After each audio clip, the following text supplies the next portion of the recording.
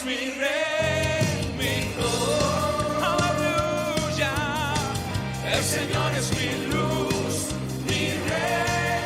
El que me hace vibrar, el que me hace vibrar de gozo. Vamos, díselo. El que guía mis pasos, el que extiende sus brazos, el creador de los cielos. Aleluya. Él es el creador de los cielos, el que se levantó para celebrar y vive, porque Cristo no está muerto, Cristo está vivo. Vamos a empezar hoy una nueva serie. Espero que sea de mucha bendición. Ay, ojalá no me vayan a linchar, pero bueno. Espero que esta serie pues dure lo que el Señor diga. Esta serie se llama, ya la puse en el grupo, no sé si tengan por ahí la imagen, Códigos de Honor. Me habían dicho que había una película, pero esa se llama Código de Honor. Sí, tiene una similitud, pero bueno, la palabra es viva. Así que vamos a empezar. Y yo quiero empezar en esta parte, ahora sí ya, ahí saludando nuevamente a los hermanos de YouTube que nos siguen, con un pensamiento ahora que estuvimos fuera. Me recordó hace muchos años cuando tuve la oportunidad de viajar a otro país. Una de las cosas que me impactó mucho de los lugares que visitamos fue en una iglesia en Holanda. Me acuerdo mucho del pastor güerito y la esposa negrita y sus hijos eran negritos. Me impactaba mucho ese país porque había un nivel de, bueno, no sé si sea todavía cierto eso, pero creo que en Holanda tuvieron que cerrar las cárceles porque pues no hay, se puede decir que delincuencia, ¿no? Se me olvidó, nos prestan una bicicleta para trasladarnos de la iglesia al hotel y del hotel a la iglesia, porque había un congreso en ese entonces, estoy hablando de hace 16, 17 años que el Señor me permitió ir allá. Y en la distracción que iba en la bicicleta, se me olvidó ahí mi mochila, y en mi mochila estaba mi pasaporte, mi Biblia, y estaban unos cuantos euros. Y al día siguiente me desperté, la busqué, y le preguntaba a una hermana de ahí, es un poblado que se llama Soule, le preguntaba que si no la había visto, entonces me dijo, no, aquí no está. Entonces, yo pensando que estaba todavía en México, dije, ya, valió. Entonces, me bajé corriendo y apareció la bicicleta sin cadena, apareció mi cartera, mis dólares, la Biblia, mis euros, la Biblia y mi pasaporte. Y fue impactante ver cómo hay ese nivel de integridad de la gente, ese nivel de honor hacia ellos mismos y hacia los demás. Y una de las cosas también que me llamó es que casi no hay semáforos. Hay pasos peatonales y hasta parecíamos como inditos porque cada que pisábamos el paso peatonal, automáticamente los carros se frenaban. Entonces, normalmente aquí cuando pisas el paso peatonal es córrele porque hasta parece que le pisan más para arrollarte. Pero en los países europeos, cuando tú pisas un paso peatonal, un paso peatonal, los carros se frenan. Y aunque se frenan, tú estás así como que, ay, puedo, y la gente se te queda bien raro como viendo, ¿y este cuate por qué no pasa? Entonces esa cultura es una cultura que se ha hecho en diferentes países europeos. Desafortunadamente México no es uno de ellos. Y esta serie se llama Códigos de Honor. Y yo quiero darte primeramente el significado de honor conforme al diccionario de la Real Academia. Y honor es cualidad moral que lleva al cumplimiento de los propios deberes respecto del prójimo y de uno mismo. Fíjense qué interesante, es una cualidad moral. Y esa parte de la moralidad que tienes como honor te lleva a cumplir un deber, no solamente con tu prójimo, contigo mismo.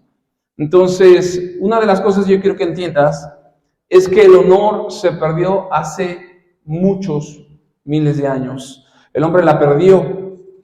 Y lógicamente, al perder ese honor, él mismo no podía recuperarlo. Entonces, cuando tú violas un código de honor, y vamos a ir viendo esa parte, cuando tú violas un código de honor, estás despojando a todos de ese honor, que fue lo que pasó con Adán. Por ejemplo, una de las cosas que hemos visto en la serie de ambiente, la serie anterior, es que el diablo usó a Eva para hacer caer la creación de Dios. ¿Sí me están siguiendo? El diablo usó a Eva para hacer caer la creación de Dios. Y Eva usó al diablo porque quería ser igual a Dios. ¿Sí me están siguiendo? Entonces, esto suena mucho en las escuelas. Por ejemplo, sí llegué a ver un poquito esa película y tiene un poquito de similitud. Porque en Estados Unidos, en la época de un predicador muy interesante, uno de los predicadores más impactantes a nivel mundial, se llamaba Billy Graham, habían escuelas donde llevaban mucho la palabra de Dios ahí. Entonces los jóvenes tenían que estudiar y jugar alguna actividad para poder entrar a Harvard, a la Universidad de Harvard. Entonces, no sé si lo pronuncié bien, pero muchos se esforzaban, y una de las cosas, que creo que incluso hasta tomé foto, es que cada estudiante que hacía un examen tenía que firmar, y esto no es de película, esto sí es algo verídico, un código de honor que dice así: de acuerdo con la tradición la de las escuelas, por ejemplo la escuela fulanita, de acuerdo con la tradición de la escuela Jiménez, mi firma a continuación afirma mi compromiso de respetar el código de honor establecido por los estudiantes de esta academia. Así que tú firmabas que ibas a hacer el examen con esa integridad y que no ibas a copiar, no ibas a hacer nada que violara no solamente el honor tuyo, sino el honor de la propia escuela. Y muchas veces llegaban a pasar este tipo de situaciones donde no había una moralidad, no había un honor, no había una integridad, y hacía que en algún momento pues afectara no solamente la escuela, sino los propios alumnos. A lo que yo quiero que entiendas hoy es que así como Satanás trató de usar a Eva para alterar la creación de Dios, también Eva usó al diablo para tratar de ser igual a Dios. Entonces, desgraciadamente, estamos en un nivel de corrupción donde, por ejemplo, actualmente, y yo no sé, porque muchos dirían por ahí se hacen de la vista gorda, para que tú puedas verificar, tienes que dar un brinquito. Porque aunque tú tengas un carro del año, aparentemente, pues te tienes que volver parte de esa corrupción. A lo mejor tú dices, yo se lo doy al mecánico y me lo verifica. Bueno, pero el mecánico tiene que dar un saltito. Entonces te haces partícipe de la misma corrupción. Entonces yo quiero que tú entiendas algo bien interesante. La palabra honor en hebreo es la palabra timé, con acento en la E. Y esa palabra significa un valor, valioso, estimado. La palabra timé es el valor de más alto grado que puede existir en la humanidad. O sea, la dignidad en sí misma. Y ese honor Dios se lo dio a Adán. Imagínense que Adán tenía el honor no solamente de caminar con Dios, hablar con Dios, y también Dios hablaba con su creación. ¿Sí me está siguiendo? Entonces, esa palabra de timé es algo valioso. Y quiero que vaya conmigo, por favor, a 1 Samuel 2:8. Para que usted vea la condición en la cual nosotros estábamos. Porque sin Cristo, aparentemente tenemos un honor. Pero ese es un honor ficticio, es un honor falso. 1 Samuel 2:8 dice la palabra así: Él levanta al pobre desde el polvo, desde el montón de ceniza, y lo trata como príncipe, sentándolo en lugar de honor. Mire qué belleza esto. Porque toda la tierra es ¿de quién? De Jehová. Y ha puesto el mundo en orden. Él protegerá los piadosos, pero los impíos serán silenciados en las tinieblas. Ninguno podrá triunfar por su propia fortaleza. Los que pelean contra Jehová serán quebrantados. Esta palabra me gusta mucho, porque dice que Él nos levanta del polvo. Y cuando venimos a Cristo, si tú vienes con un grado de dignidad y con un grado de honor personal, no puedes entrar al reino porque no tienes una condición de pecado, no tienes una conciencia de pecado. Entonces la palabra nos dice que Él nos levanta del polvo, de la ceniza, y nos pone en lugares y nos sienta en lugares de honor. ¿Sí me estás siguiendo? Y no es cualquier lugar. La palabra de Dios dice que tú tienes un lugar especial en el cielo. O sea, tú no vas a llegar al cielo y decir, oiga, ¿cuál es mi número? Siéntese donde quiera. No. Hay un lugar especial para los hijos de Dios. Y eso es algo bien interesante porque no solamente nos hace ser amados aquí, sino también en un futuro en el cielo. Y dice la palabra, porque toda la tierra es de Dios y Él protegerá a los piadosos. Me encanta esa palabra porque dice, ninguno podrá triunfar por su propia fortaleza. Nadie va a poder generar un honor personal, aunque se esfuerce a tratar de ser lo más íntegro posible. Nunca va a poder ser esa persona honorífica porque de alguna manera hay una condición caída. ¿Sí me estás siguiendo? Ahora, yo quiero darte una palabra que Pablo reconocía su condición. Sabemos quién fue el apóstol Pablo, amén. Pablo era un tremendo erudito, reconocido de la palabra, de la letra, y él habla de su condición actual y su falta de honra. Y le voy a leer lo siguiente, porque es una traducción diferente. Dice así: la ley no es pecado, ¿sí? Pero fue la ley la que me enseñó que en mí había pecado. Lo voy a explicar para que lo vayamos entendiendo. La ley no es pecado, amén, porque la ley es la que nos limita irnos fuera del orden. Pero fue la ley la que me enseñó que en mí había pecado. Cuando entendí la ley de Dios dije, pues entonces no soy el 100% honorable. Jamás me habría dado cuenta del pecado que había en mi corazón, ni de todos los deseos perversos que encerraba, si la ley no me hubiera dicho, no darás albergue en tu corazón a los deseos impuros. Pero el pecado usó aquella ley que condena los deseos perversos para despertar en mí los deseos impuros. Escúcheme bien, el pecado siempre va a usar la ley para restregártela en la cara. Póngame atención, la ley no es mala. Pero, vamos, ¿los semáforos son buenos o malos? Son buenos, porque nos ayudan a detenernos, a que el tránsito vaya fluido. Pero cuando nos pasamos un alto, lo primero que nos hace el de tránsito es, violaste la ley, acabas de pecar, necesitas una Sor Juana para que puedas ser liberado. ¿Sí me estás siguiendo?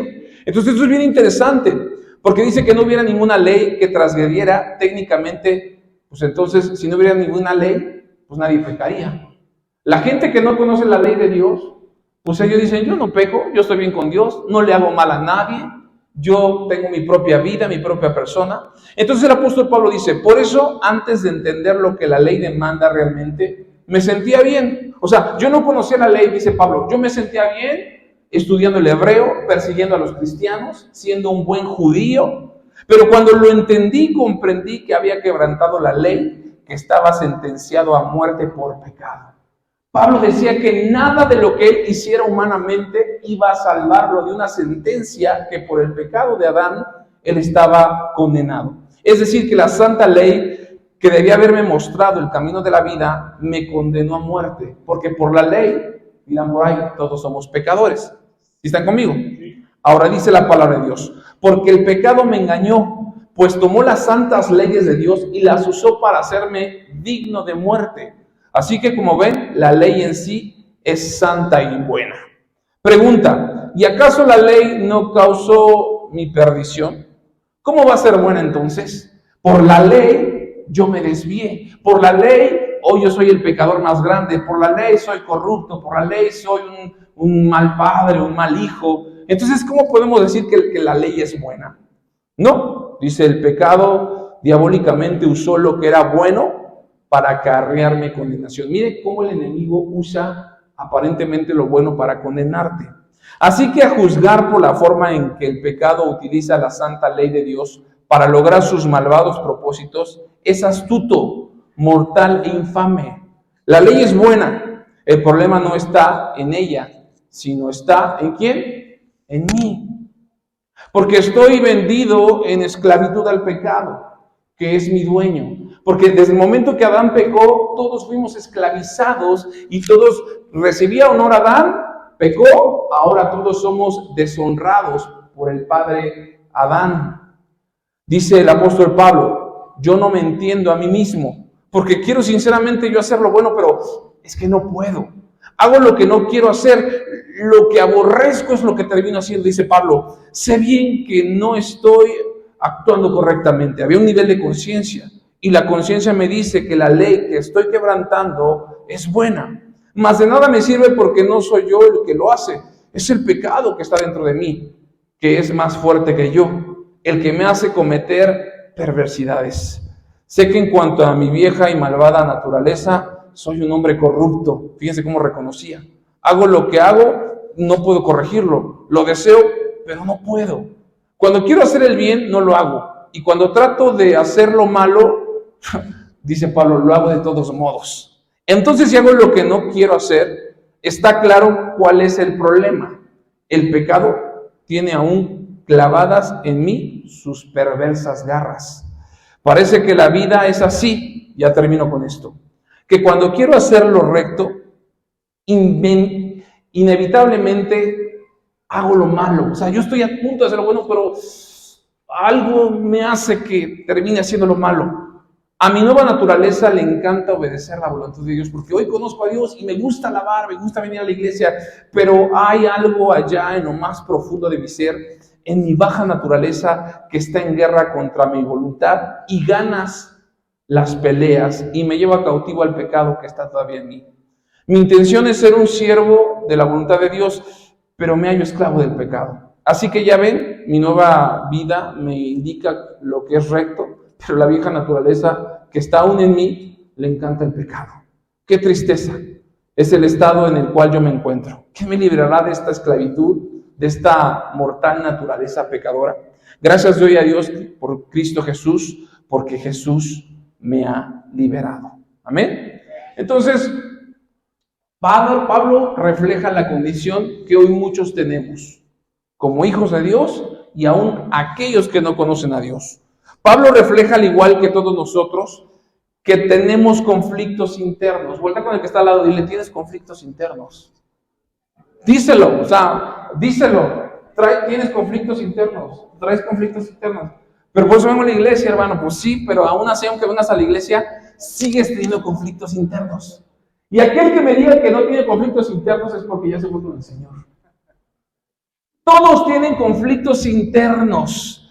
Y el problema es que queremos obligar a los demás a entrar en ellos. Ese es un problema. Mi conflicto, por ejemplo, un ejemplo, internamente es que yo quiero que todo el mundo ame el azul. Y entonces voy a obligar a que los demás acepten que el azul es el color más hermoso que hay en el mundo. Como los movimientos o los nuevos movimientos nominarios, ¿cómo se les llaman? Es que no son ni ella ni él. Nominarios. ¿Sí? ¿Cómo? No binarios. Bueno, ese tipo de conflictos internos que tienen los hombres y las mujeres hacen que en algún momento nos lleguen a entender, obligarnos a que entremos en sus propios rollos. Y tú y yo no podemos entrar en ese tipo de conflictos. Si tú ves a alguien que tiene un órgano femenino, le llamas mujer. Y si tú ves a alguien que tiene un órgano masculino, le llamas hombre. Y no hay de otra. Pero esa persona que trae conflictos internos, no solamente lucha, sino también lucha con aquellos que no están de acuerdo con esas personas. ¿Sí me están siguiendo? Ahora, tú traes tus conflictos internos. Con tu esposa, con tus hijos, con tus padres, con tus suegros, con tus vecinos, con los que te rodean. Pero el problema, más que los demás, son tus propios conflictos. Y tú en tu mente o en tu pecado tratas de obligar a que todos entiendan que el que está bien eres tú y los demás están mal. Entonces esto hace que el mundo imponga y genera en nosotros una depresión, una ansiedad, un desánimo. Así que hay una clave interesante. Desde el momento que Adán peca, ¿sí? Cuando Dios hizo al hombre, lo hizo en amor. ¿Cuántos saben que Dios hizo al hombre en amor? Lo formó, lo hizo en amor perfecto. Pero cuando el hombre peca, se separa, porque el pecado no tiene relación con Dios. Entonces, Dios hasta un punto deja de amar al hombre como su creación. Hoy lo ama como esa naturaleza caída. ¿Sí me estás siguiendo? Vamos a suponer que Dios no lo quiera, que tuvieras una hija y que Dios no lo quiera se dedicar a la prostitución. Y al final de cuentas, pues es tu hija y tú la vas a amar, pero no la vas a amar como ese hijo obediente, sino como esa hija que está sufriendo, que está en una situación de prostitución. ¿Sí me está siguiendo? Entonces, desde el momento que Adán peca, dice la palabra que entonces Dios se separa hasta el momento de redención. Pero hay un hombre clave, un hombre al cual nos revela Santiago, no la ley de Dios, Santiago, que le llama amigo. ¿Sí me está siguiendo? Un amigo no solamente es aquel que tienes una amistad. La palabra amigo significa aquel que amas. Y de todos los personajes del Antiguo Testamento, hay un hombre que fue conforme al corazón de Dios, David, un hombre sabio, Salomón, pero solamente hubo uno que se consideró amigo de Dios en una naturaleza caída, y ese fue llamado Abraham. ¿Por qué fue llamado Abraham amigo de Dios? Por una palabra clave que nos lleva a un nivel de honra. No nos hace estar honrosos, nos lleva a un nivel de honra que significa la obediencia. Digan conmigo la obediencia. ¿Cómo fregas con esa palabra, pastor? Pero la obediencia es clave, es el camino a la honra, es el camino hacia ser aceptado y amado por Dios. ¿Pero qué no es la sangre de Cristo? Sí, la sangre es el pase, pero la sangre de Cristo genera en ti un acto de obediencia. Y la obediencia es un efecto de llevar tu causa a Él. Digan conmigo, la obediencia es un efecto de llevar mi causa a Él. Aunque yo siento que es azul, yo no voy a meterle a fuerzas a mi esposa que el azul es el mejor color, ni a mis hijos, ni a la sociedad. Entonces, mi problema o mis luchas internas, yo no tengo que manifestarlas ni con mi esposa, ni con mi familia, escúcheme bien, sin agraviar al presente, ni con el psicólogo. Mis problemas los tengo que llevar directamente a Dios. Llevar mi causa, digan conmigo, llevar mi causa delante de Él. ¿Sí me estás siguiendo? Y lo que quiero que tú entiendas es que la obediencia es mostrar tu verdadero origen. Tu verdadero origen es que fuiste creado en perfección. ¿Sí? A pesar de la lucha o condición caída en la que te encuentras. Que muchas veces te va a costar trabajo obedecer, pero la obediencia es parte de decir, Padre, aquí estoy a pesar de. Muchos a lo mejor decían, híjole, hoy, de haber sabido que no iba a venir varios hermanos, mejor no hubiera ido. A ver, espérame, los demás no tienen nada que ver con tu salvación. ¿Sí? Tú vienes por tu salvación personal. Si los demás se fueron, que Dios los bendiga.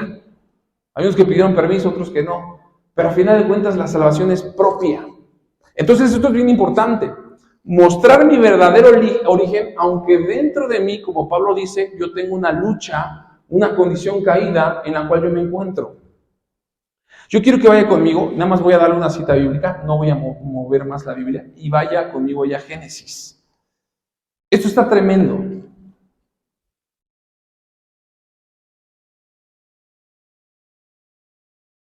Digan conmigo, cuando Abraham llevó a Isaac al monte, todos juntos, cuando Abraham llevó a Isaac al monte, fue para presentar su causa delante de Dios. No, pastor, Abraham llevó a Isaac por obediencia. Sí, pero te voy a explicar lo siguiente. Fue para mostrar ¿qué? Presentar su causa delante de Dios. Fíjense, vaya conmigo ahí a Génesis 22. 22:1, ¿está conmigo ahí?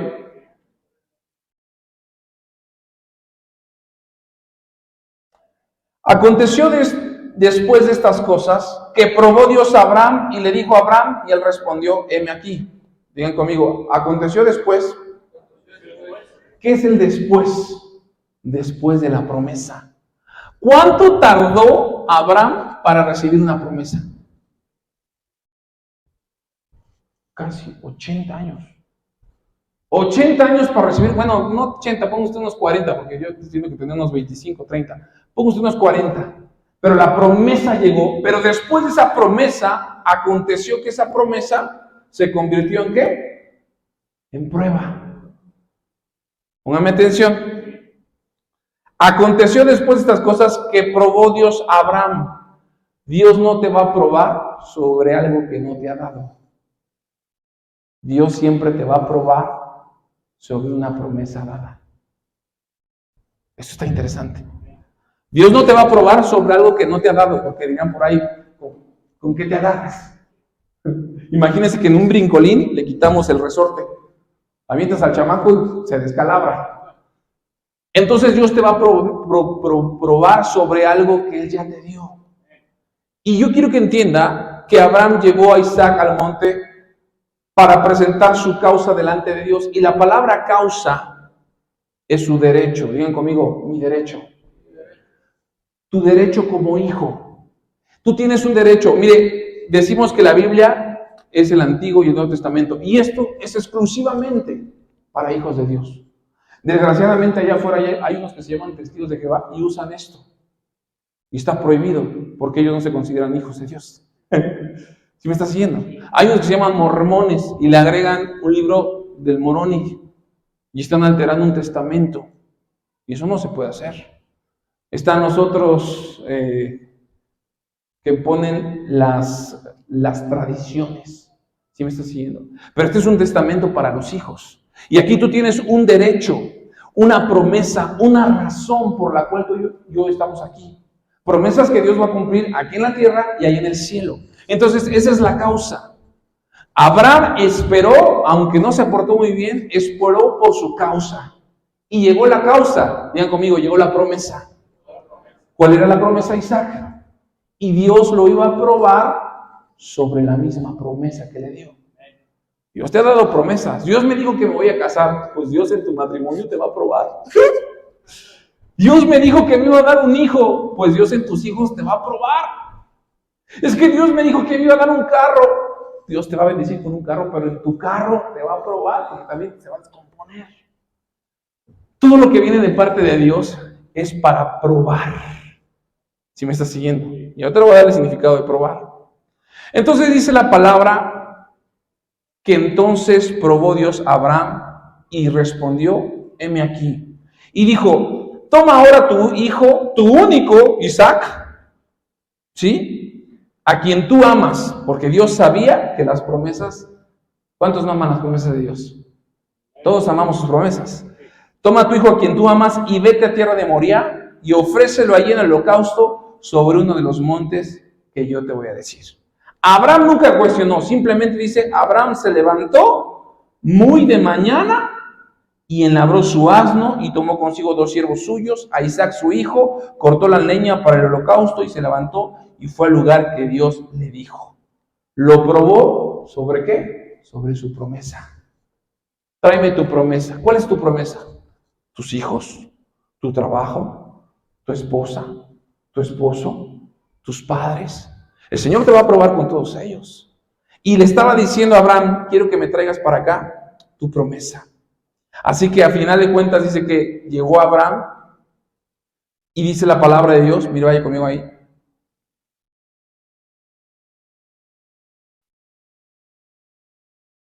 Y Abraham se levantó muy en el 4. Al tercer día alzó Abraham sus ojos y vio el lugar de lejos. Entonces dijo Abraham a sus siervos, esperen aquí con el asno, y yo y el muchacho iremos hasta ahí y adoraremos y volveremos a vosotros. Digan conmigo, fe.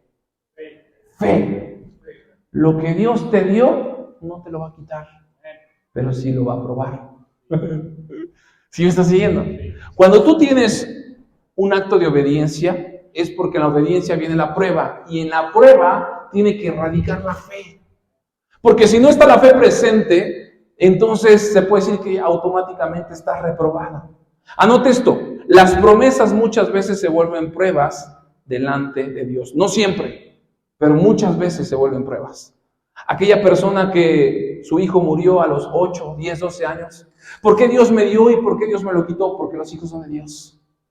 Siempre hemos dicho que los hijos son prestados y Dios nos va a pedir cuentas de lo que hicimos con ellos y nosotros como sacerdotes con nuestras esposas. ¿Me estás siguiendo?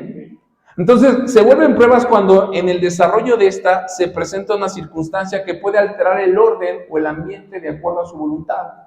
Abraham dijo, yo estoy muy bien con mi hijo. Y dijo Dios, no, me lo vas a llevar a sacrificar. Entonces ahí lo vimos en la serie anterior, se estaba cambiando un ambiente. ¿Sí me estás siguiendo? Entonces se vuelve prueba en el proceso y el desarrollo de cuando, por ejemplo, tu hijo, ¿cuántos saben que es una promesa? ¿Cuándo se convierte un hijo en prueba? Cuando se enferma. Cuando un hijo se convierte en prueba, cuando crecen.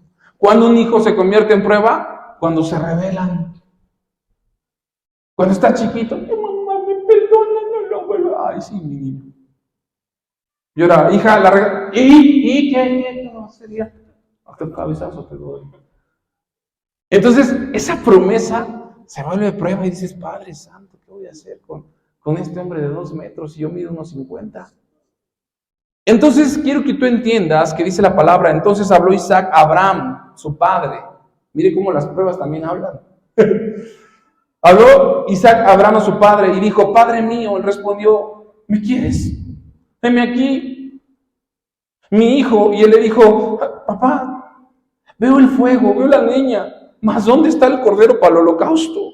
Y respondió Abraham, dijo, no te preocupes, digan conmigo fe. Dios se proveerá de cordero para el holocausto, hijo mío. E iban juntos.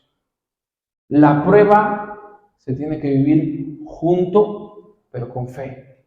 Tu prueba es tuya. Escúcheme bien, iglesia. A tu prueba no tienes que decírsela a fulanito, a sutanito. Tú tienes una prueba, tú y Dios. Si tú estás casado, se la compartes a la esposa. Y es un ambiente de hijos. Pero tu prueba no puede estársela llevando a terceros, a cuartos. ¿Por qué? Porque a final de cuentas ellos van a poder expresar lo que sienten. Y el problema es que cada uno trae sus luchas internas. Y en su lucha interna y en sus propios problemas te van a dar un consejo que quizá puede generar una falta de honra a los demás. Entonces yo quiero que entiendas algo. Mira, Job 5.1, vaya conmigo ahí, rápido. Ahorita volvemos aquí a Génesis, rápido. Job 5.1. Quiero que pongan mucha atención a esta palabra. Pongan atención, dice así. Ahora pues, da voces. ¿Habrá quien te responda? ¿Y a cuál de los santos te volverás? Dios le estaba diciendo a Job, ahora pues da voces. ¿Habrá quien te responda? ¿Y a cuál de los santos te volverás? ¿Quién eran los santos? En ese entonces eran los ángeles. Dice, es cierto que al necio lo mata la ira y al codicioso lo consume la envidia. Yo he visto al necio que echaba raíces y en la misma hora maldije su habitación. Sus hijos estarán lejos de la seguridad, en las puertas serán quebrantados y no habrá quien los libre. Su mies comerán los hambrientos y la sacarán de entre los espinos y los sedientos beberán su hacienda. Porque la aflicción no sale del polvo, ni la molestia brota de la tierra. Pero como la chispa se levanta para volver por el aire, así el hombre nace para la aflicción. Ciertamente yo buscaría a Dios y encomendaría a Él mi causa. Digan conmigo, encomendar mi causa. Póngame atención. El 2. Es cierto que al necio lo mata la ira y al codicioso lo consume la envidia. Al necio lo mata la ira. ¿Y sabe qué es la ira? El que tiene ira, bueno, es porque se ha aferrado al pecado. El que todavía tiene enojo y coraje es porque es necio, necio como la burra. Ira, es que no lo puedo perdonar, es que eres necio. Es que ya lo perdoné y me vuelve a hacer. Es que la necedad no es de él. ¿Por qué? Porque lo sigue haciendo. Ya le dije que recogiera sus zapatos y los voy a dejar ahí. La necedad es tuya. Porque esa necedad te está llevando a una ira. Sí me está siguiendo. Ahora dice, y al codicioso lo consume la envidia. ¿Quién es el codicioso? El que le gusta ser tacaño. ¿Sabe quiénes son los codiciosos? Esto está tremendo. El Espíritu Santo me lo reveló. Tremendo. El codicioso es el que trae resentimiento. Una persona codiciosa es aquel que tiene resentimiento, porque esa es la palabra hebrea. Codicioso es, el significado es resentimiento. Entonces, si tú te das cuenta que alguien no te da, no te preocupes. Esa persona es coda no porque sea coda de nacimiento, porque generó un resentimiento y ese resentimiento te aísla. Dice, yo no voy a dar porque a mí me costó. Cuando yo tenía, yo daba. Y cuando no tuve, nadie me dio. Ahora no le voy a dar a nadie, esto es mío. Eso está tremendo. Porque todo el codicioso es porque tiene un resentimiento en su corazón. ¿Sí me estás siguiendo? Y este codicioso lo consume la envidia. Al codicioso lo consume la envidia. ¿Y quién es un envidioso? Una persona insensata. El que es envidioso es inmaduro. El que no da dice, no, es que qué tal si me quedo sin nada. Eres inmaduro espiritualmente. Porque no sabes que Dios es el que da y es el que quita. Porque Job quería retener y él tenía. Pero en algún momento fue probado. Porque era la promesa también de parte de Dios. Y Job se quedó sin nada. Y empezó Dios a hablar con él. Y entonces Job empieza a abrir su corazón con sus luchas internas y dice, yo he visto al necio que echaba raíces. Porque los necios no solamente son árboles plantados, sino que también echan raíces. El necio se enraiza. El necio no es necio, pero es no. Se enraiza el necio. Y en la misma hora maldije su habitación. Job empieza a decir, estoy maldiciendo a aquellos, porque yo portándome bien, veo que a los demás les va bien. Sus hijos estarán lejos de la seguridad. En las puertas serán quebrantados y no habrá quien los libre. Fíjense lo que dice 7. Pero como la chispa se levantan para volar por el aire, así el hombre nace para la aflicción. Todo hombre que no tiene el honor de Dios, la honra de Dios, siempre va a terminar en un lugar de aflicción. Dice el 8, ciertamente yo buscaría a Dios y encomendaría a Él mi causa. La palabra causa, aquí es una palabra hebrea, significa tibra, mi razón, mi pleito. Digan conmigo, mi pleito. ¿Para qué vas a buscar a Dios? Para pelearme con Él. Escúcheme bien, no me voy a pelear con mi esposa, con mis hijos. Ciertamente yo buscaría a Dios y encomendaría a Él mi causa, mi razón. Señor, vengo por mi razón, porque mi esposa no me obedece. Esa es mi razón, ese es mi pleito, esa es mi molestia, pero vas con Dios. Porque ya fuiste con Él o con ella y no entiende. Y tienes que entender que trae una lucha interna. Tú tienes que ir como Job, llevar esa causa y decirle, Padre, traigo mi razón, traigo mi pleito, traigo mi propio estilo. Mi estilo es unos cachetadones. Y yo te voy a decir, no es por ahí. La palabra causa es tu asunto. Tú traes un asunto interno, llévalo a los pies de Cristo. Job 13:18 dice, he aquí ahora, si yo expusiera mi causa, sé que seré justificado. La palabra mi causa es otra palabra aquí hebrea que significa mispat. Si yo expusiera mi derecho, sé que seré justificado. ¿Cuál es tu derecho que tienes como hijo? Porque Dios no va a aceptar ningún derecho propio, personal. Es que yo creo, yo pienso, no es lo que tú creas y piensas, es lo que Dios dice. ¿Sí me estás siguiendo? Y eso es tremendo, porque al final de cuentas eso te va a llevar a un nivel de honra. Fíjese, el que expone su causa delante de Dios, todos los que exponen su causa delante de Dios es porque tienen un adversario. Todos. Porque si tú estás con el Espíritu Santo, tú caminas conforme al Espíritu. Fíjense, un ejemplo. Voy a agarrar a ver a Eric. Pásale. Sí. Yo no estoy de acuerdo con el monazo de fuego.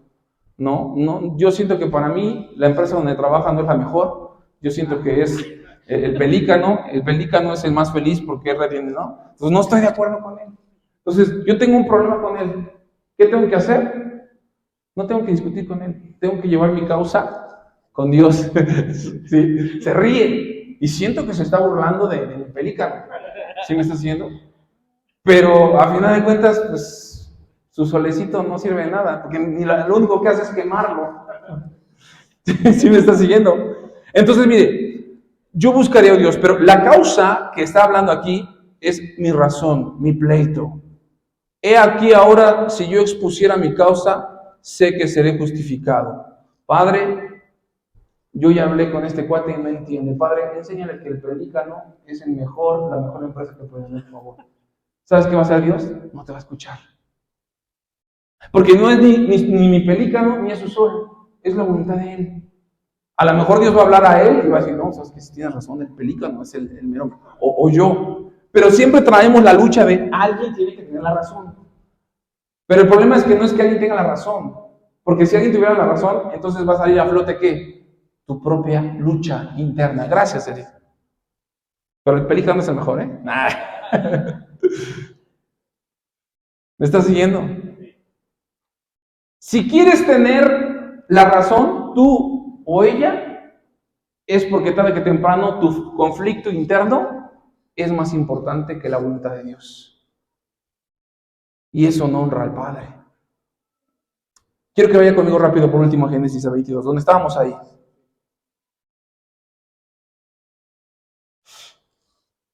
Estábamos con la parte de Abraham, que fue probado en la bendición. Cuando llegaron al lugar que Dios le había dicho, edificó allí Abraham un altar y compuso la leña y ató a Isaac su hijo y lo puso en altar sobre la leña. Y extendió Abraham su mano y tomó el cuchillo para degollar a su hijo. ¡Ay! ¿Cuántos lo harían?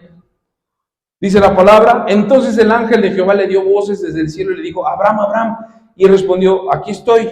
Y dijo, no extiendas tu mano sobre el muchacho, ni le hagas nada, porque ya conozco que temes a Dios. Y el que teme a Dios, ¿qué cree? Está honrando al Padre. Por cuanto no me rehusaste tu hijo, tu único, entonces alzó Abraham sus ojos y miró, y he aquí que su espada, a sus espaldas, un carnero trabado en una zarza por sus cuernos. Y fue Abraham y tomó el carnero y lo ofreció en holocausto en el lugar de su hijo. Y llamó a Abraham el nombre de aquel lugar, Jehová proveerá. Por tanto se dice hoy, en el monte de Jehová será provisto. Dios prueba, digan conmigo, Dios prueba. ¿Por qué Dios prueba a los hijos? ¿Por qué no Dios prueba al mundo? Porque el mundo no es hijo, pero tú sí. El significado de prueba, la palabra prueba es la palabra hebrea nasá, con acento en la. La palabra prueba de la que habla aquí, dice que Dios probó, es la palabra nasá. Y significa intentar, practicar. Cuando tú eres obediente, le estás diciendo, Dios, quiero honrarte. Entonces lo que Dios va a hacer es tratar de intentar acercarse a ti. Sí, Jesús murió y presentas a Jesús, pero Jesús es tu Salvador y por medio de la salvación tienes que ser obediente. Entonces la palabra prueba es intentar, practicar. Dios quiere practicar contigo que te sigue sujetando a su autoridad. Entonces Dios dice, ¿y si me llevo a tu hijo? No, Padre, llévame a mí. Entonces no puedo intentar hacer mi voluntad en tu hijo. ¿Pero por qué te lo vas a llevar? ¿Para qué me lo diste? Es que quiero practicar con mis hijos un nivel de fe. No, Padre, no me hagas esto. Abraham estaba consciente que Dios es el que da y Dios es el que quita. Y entonces dice la palabra en Santiago que Dios lo llama amigo. Y la palabra amigo, su significado es querido, amistoso, el que ama. Escúcheme bien, iglesia, esto está tremendo. Dios no ama a nadie si no es por medio de su Hijo Jesucristo, a excepción de Abraham. Por eso a Abraham se le llama el padre de la fe. Porque Abraham fue el único, que yo creo que no quisiera hacer por ahora en esa parte, pero que entregó a su hijo con toda la intención de decir, Padre, quiero honrarte. ¿Sí me estás siguiendo? Y eso está tremendo. Porque Santiago 2:23 dice, y se cumplió la escritura que dice, y Abraham creyó a Dios y le fue contado por justicia. Y fue llamado amigo de Dios. Nadie en el Antiguo Testamento se le llama amigo de Dios, sino aquel que a pesar de sus luchas internas, presenta su causa delante de Dios. Porque ¿cuántos dirían, no, que a ver, Señor, no, pues este es mío? Sí, pues Dios te lo quita con un chasquido de dedos. ¿Me estás siguiendo?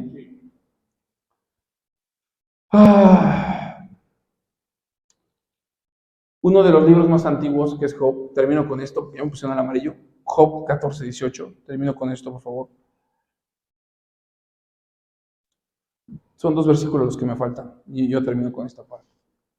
Esta es una introducción a esta parte de código de honor, porque quiero que vayamos entendiendo un poquito para desmenuzar esta parte. Job 14:18.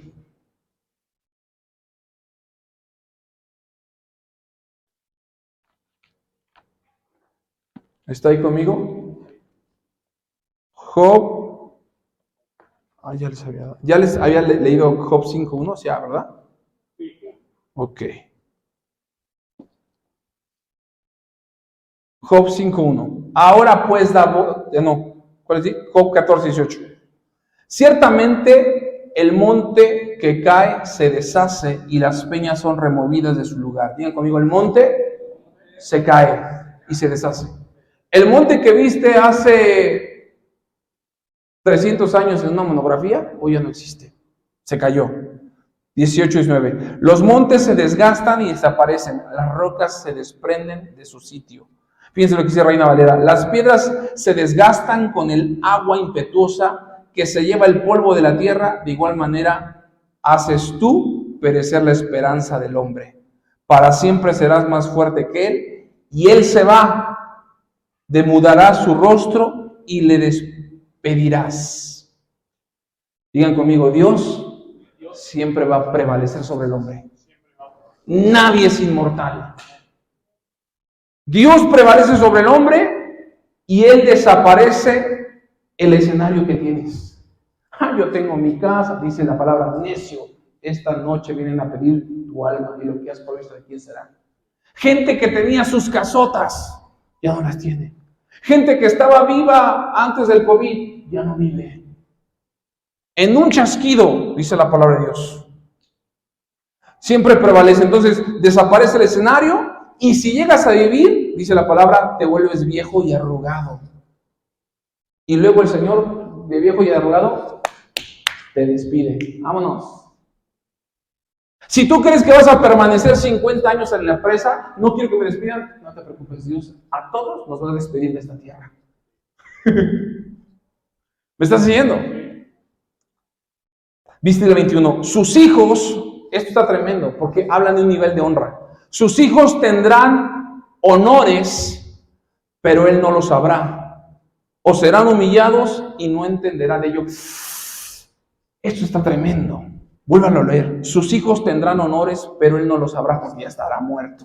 O serán humillados y no entenderá de ello porque tampoco. Mi papá hoy ya se murió. ¿Él sabe lo que me pasa? No. Si estoy arriba, él no sabe. Si estoy abajo, él no sabe. Jamás se entera de sí sus hijos si alcanzan honra. La palabra honra es la palabra keved, sentir peso. El día que tú te mueras, primeramente Dios esperamos como padres morirnos primero que los hijos. Tú no vas a saber si tus hijos se quedan en buena bendición o en mala. Pero yo a mi hijo le voy a dejar una casa y le voy a dejar una cuenta. No te le puedes dejar todo. Tu hijo se lo gasta a lo mejor en una semana ahí en Mamitas Beach, en Cancún. ¿Sí me estás siguiendo? La Biblia lo dice. Para que tú no traigas honor a tus hijos, ni a tu empresa, ni a tu pelícano, ni a tu sol, dice la palabra de Dios, ¿sí?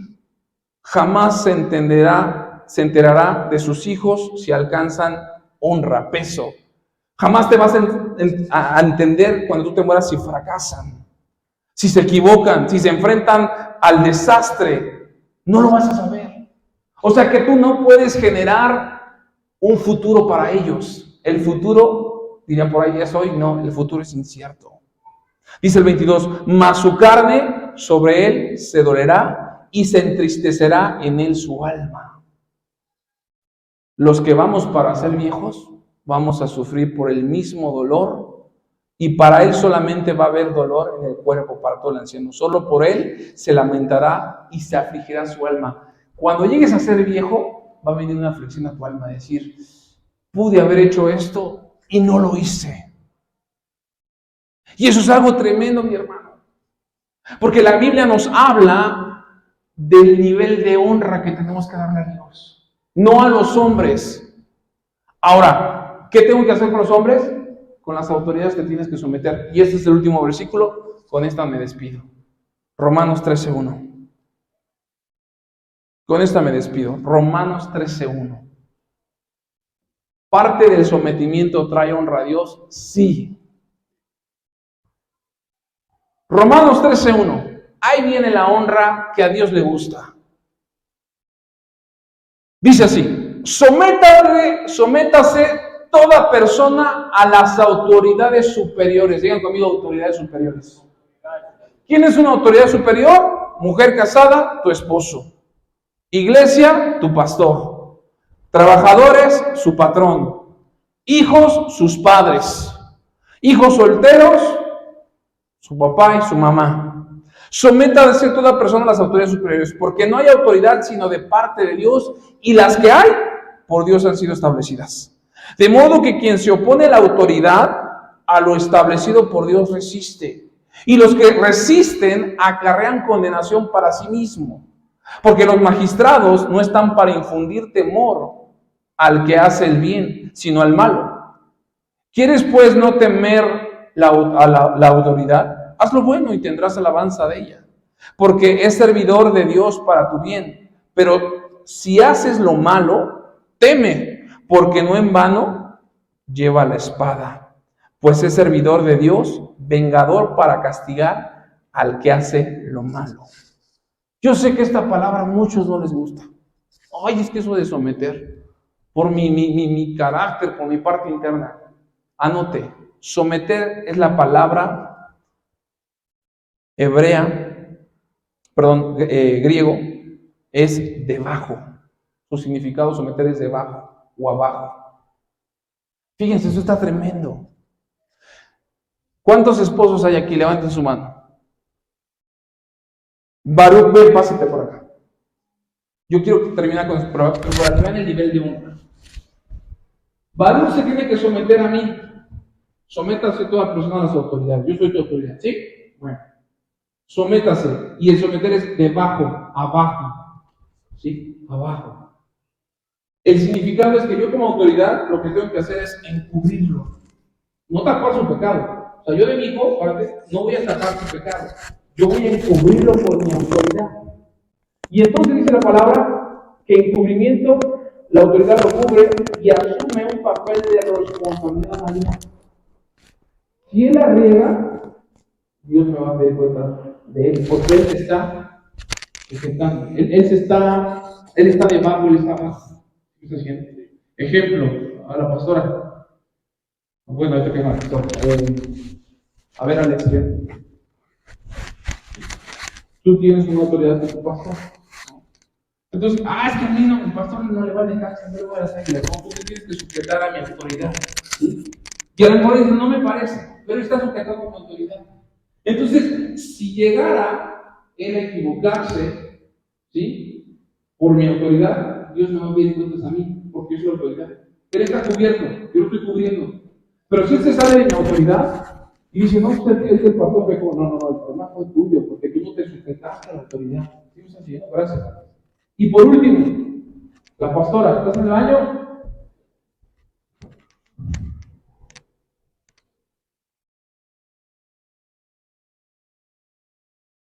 Pásale para acá. Esposas, sométanse. Encubrir. Esta mujer que se encubre, ¿sí? Pasa por acá. Debajo, está abajo, está encubierta. Si ella la riega, Dios me va a pedir cuentas a mí, porque se está sujetando. Si ella no se sujeta, entonces Dios y Dios, estoy exento. ¿Por qué? Porque al final de cuentas ella trató de sacar sus propias conflictos internos. Y su conflicto interno hizo que saliera de mi cobertura, de mi autoridad. ¿Sí me están siguiendo? Entonces lo que yo quiero que tú entiendas en esta parte es someter es debajo, abajo, encubrimiento. Y aquí es un papel de responsabilidad mayor, no de ella, mío. Si están mis hijos, es mío. Si está la iglesia, es mío. Gracias. La palabra someter es arreglar, asignar, disponer. Eso es bien interesante, hermanos, porque es más fácil que le echen la culpa al otro. O sea que si tú estás bajo autoridad, es el peco. Señor, encárgate. Ustedes van a pedir cuentas por Dios les va a pedir cuentas por su familia, pero a mí Dios me va a pedir cuentas. O sea, no la tengo yo fácil, hermanos. Ay, Dios. ¿Sí me están siguiendo? Pónganse de pie.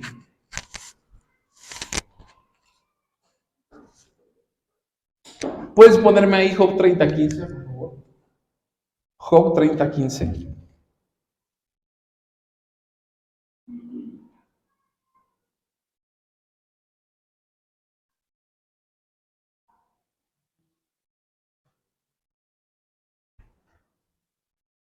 Digan conmigo, tengo que buscar a Dios y poner en sus manos mi situación, mi causa. Job 30:15 dice lo siguiente.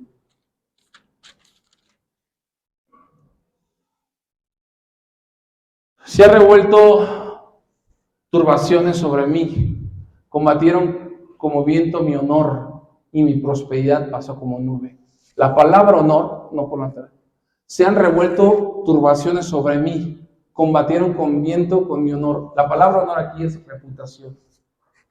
Y mi prosperidad pasó como nube. O sea, la reputación que tú tienes hoy como un hombre íntegro, bendecido, se te va en un chasquido. Lo que dice el 16. Y ahora mi alma está derramada en mí. Días de aflicción se apoderan de mí. ¿Qué sigue? La noche taladra mis huesos y los dolores que me rodean no reposan. 18. La violencia deforma mi vestidura, me ciñe como el cuello de mi túnica. Él me derribó en el lodo y soy semejante al polvo y a la ceniza. Hasta ahí. Cuando tú y yo reconocemos que Dios es el que da y Dios es el que quita, después de esto, dice la palabra que Dios le da el doble a Job. ¿Sí me estás siguiendo? Entonces, yo sé que muchos de aquí están pasando pruebas, pero si te aferras y honras a Dios en obediencia, Dios te va a dar el doble de lo que en su momento crees que puedes perder. ¿Me estás siguiendo? Así que cierra tus ojos. Esta parte de honra, todavía no lo voy a conectar, perdón, voy a conectarlo. Esta parte de honra es bien interesante, mis hermanos, porque el código de honor se ha quebrantado. Cierra tus ojos.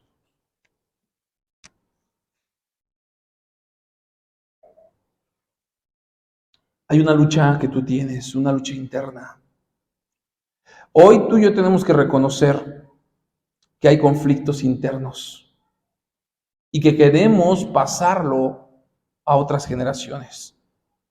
Hay un conflicto interno en el cual tú luchas todo el tiempo, pero el Espíritu Santo nos va a ayudar para poder quitar toda carga. Hermanos, en redes sociales les bendecimos en esta hora, esperemos sea de bendición esta palabra. Amén. El Señor es mi rey, mi todo, aleluya.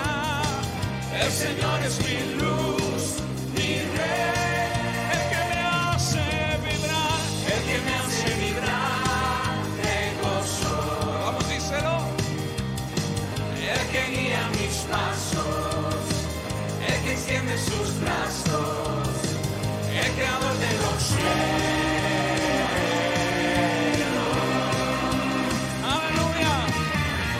El creador de los cielos, el que se levantó para celebrar y vive, porque Cristo no está muerto, Cristo está vivo.